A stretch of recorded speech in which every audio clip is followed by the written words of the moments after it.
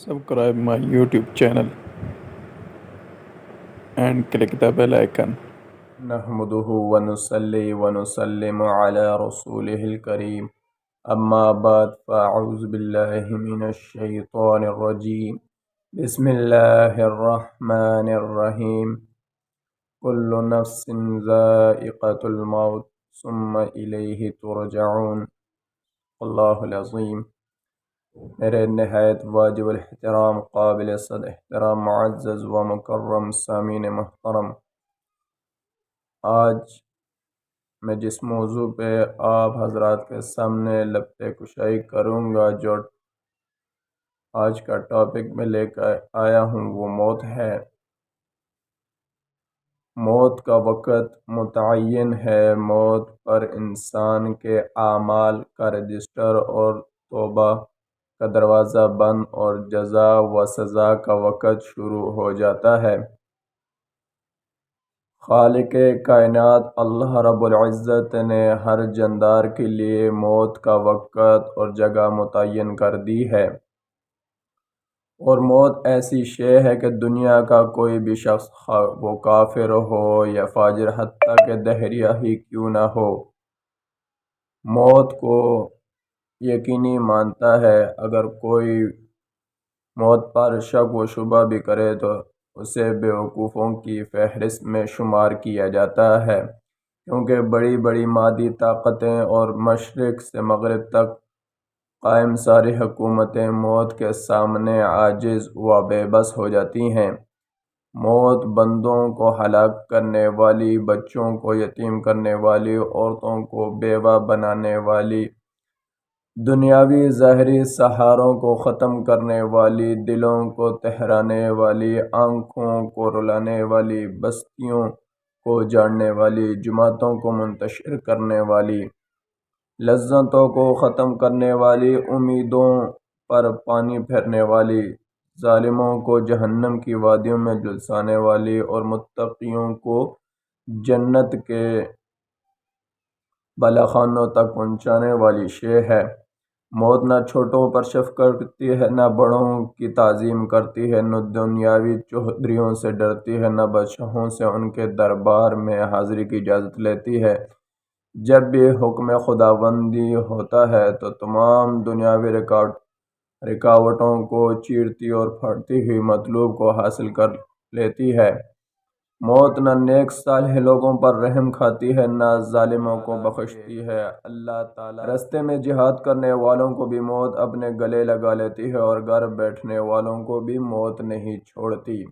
اخروی ابدی زندگی کو دنیا فانی زندگی پر ترجیح دینے والے بھی موت کی آغوش میں سو جاتے ہیں، اور دنیا کے دیوانوں کو بھی موت اپنا لقمہ بنا لیتی ہے۔ موت کے آنے کے بعد آنکھ دیکھ نہیں سکتی، زبان بول نہیں سکتی، کان سن نہیں سکتے، ہاتھ پیر کام نہیں کر سکتے۔ موت نام ہے روح کا بدن سے تعلق ختم ہونے کا، اور انسان کا دار فانی سے دار بقا کی طرف کوچ کرنے کا۔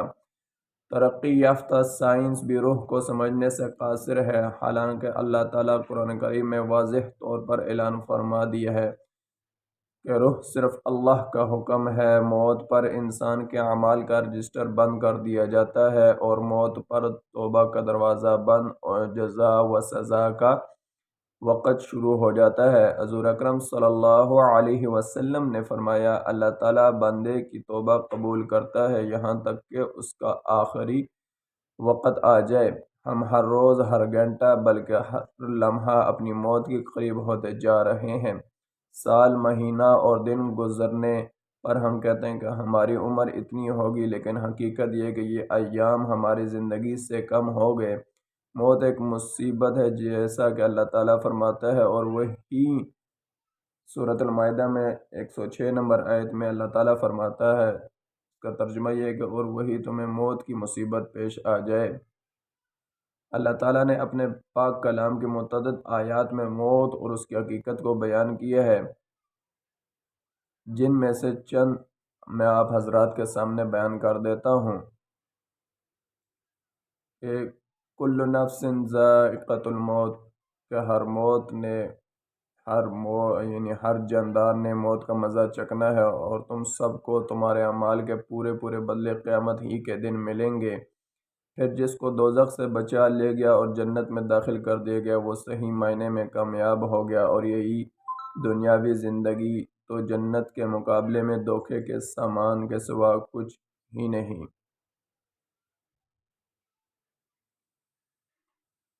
سورۃ الرحمن 26 اور 27ویں آیت، جس کا ترجمہ ہے کہ اس زمین میں جو کوئی ہے فنا ہونے والا ہے، اور صرف تمہارے پروردگار کی جلال والی اور فضل کرم والی ذات چاہے تو مضبوط قلعوں میں ہی کیوں نہ ہو۔ یہی دنیا فانی وقتی زندگی اخروی ابدی زندگی کے تیاری کے لیے پہلا و آخری موقع ہے۔ جیسے کہ اللہ تعالیٰ فرماتا ہے کہ یہاں تک کہ جب ان میں سے کسی پر موت آ کھڑی ہو گئی تو وہ کہے گا کہ اے میرے پروردگار، مجھے واپس بھیج دیجیے تاکہ جس دنیا کو میں چھوڑ آیا ہوں اس میں جا کر نیک اعمال کر لوں۔ ہرگز نہیں، یہ تو بس ایک بات ہے جو وہ کہہ رہا ہے۔ اب ان سب مرنے والوں کے پیچھے ایک برزخ ہے جب تک کہ وہ دوبارہ اٹھائے جائیں۔ لہذا ضروری ہے کہ ہم افسوس کرنے یا خون کے آنسو بہانے سے قبل اس دنیائے فانی زندگی میں ہی اپنے مولا کو راضی کرنے کی کوشش کریں، تاکہ ہماری روح ہمارے بدن سے اس حال میں جدا ہو کہ ہمارے خالق و مالک و رازق ہم سے راضی ہو۔ آج ہم صرف فانی زندگی کے عارضی مقاصد کو سامنے رکھ کر دنیاوی زندگی گزارتے ہیں، اور دنیاوی زندگی کے عیش و آرام اور وقتی عزت کے لیے جد و جہد کرتے ہیں۔ لہٰذا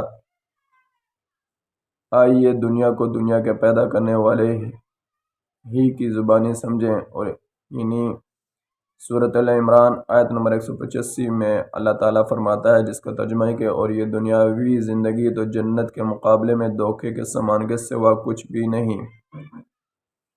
اور سورۃ التوبہ آیت نمبر 38 میں اللہ تعالیٰ فرماتا ہے، جس کا ترجمہ ہے کہ دنیاوی زندگی کا فائدہ آخرت کے مقابلے میں کچھ بھی نہیں مگر بہت تھوڑا۔ بس میرے بھائیوں اور دوستو، الموت قدح، موت ایک ایسا پیالہ ہے کہ کل نفس شاربہا، کہ ہر نفس نے اس کو پینا ہے، اور والقبر باب، اور قبر ایک ایسا دروازہ ہے کہ کل نفس داخلہا، کہ ہر نفس نے اس میں داخل ہونا ہے۔ اس لیے حضور اکرم صلی اللہ علیہ وسلم کا ارشاد ہے کہ الکیس من دان نفسہ وعمل لما بعد الموت والعاجز من اتبع نفسہ وحوا، کہ عقل مند وہ شخص نہیں کہ جو بڑے بڑے محلات اور جس کے پاس عیش و آرام کی بہت ساری چیزیں ہوں، بلکہ عقل مند وہ شخص ہے جو اپنے موت کے بعد والی زندگی کے لیے تیاری کرے، اعمال کرے۔ اس لیے ہمیں دوستوں اور بزرگوں چاہیے کہ ہم موت کے بعد والی زندگی کے لیے تیاری کریں، 5 وقت کی نماز اور دیگر نیک اعمال کریں۔ السلام علیکم وما علینا الا البلاغ المبین۔